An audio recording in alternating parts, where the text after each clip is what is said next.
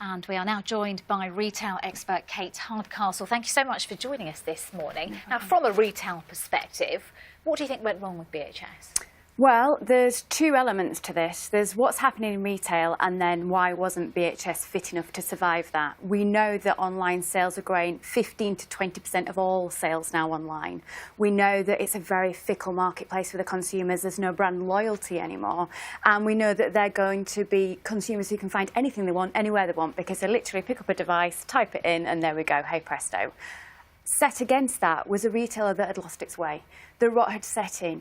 15 to 20 years, good damage there. No one knew what it stood for. And even with Woolworths, we mourned the loss of the pick and mix. But everyone's scratching their head wondering, what did I go to BHS for, actually? That doesn't mean, however, it isn't going to leave a gaping hole on the high street. You talked about fickle shoppers, and it's so interesting because to hang on to those shoppers, you've got to keep investing and reinventing yourself. And as you said, standing for something. And it struck me that a lot of the BHS problem was that no one, as you said, had a clue what it was for anymore.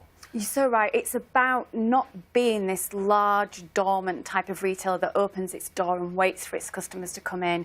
We hear phrases like retail theatre. That means bringing excitement to the marketplace. We know the discounters are on the rise, and nearly 80% of all households shop discount now. There's no embarrassment there. So it's got to be for retailers to say, who am I, how am I selling to the consumer, and how am I going to do that brilliantly day in and day out? Now, we know when Woolworths went bust, it took around 3 years for all of those stores to become occupied.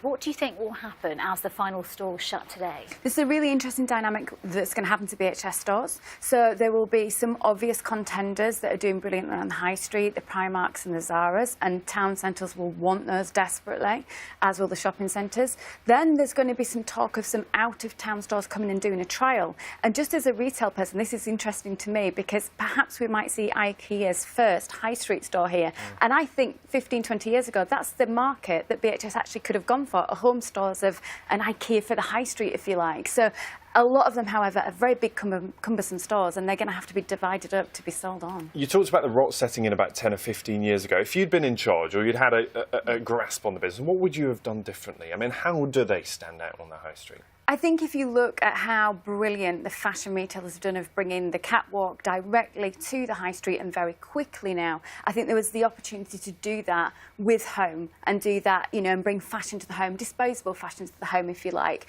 And I think there are some retailers that are doing that. I think the discounters have made huge headways there. If you look at anyone like BM Bargains or Poundland, but I think BHS could have got hold of that and kind of exercised that. But, you know, they tried to go to grocery just last year. That could have been an opportunity for them. The fact was it was too big, too tired and too antiquated to survive in today's very fickle marketplace. OK, Kate Hardcastle, thank you very much. Indeed, a historic day today in the history of BHS. Nice to see you. Thanks very much.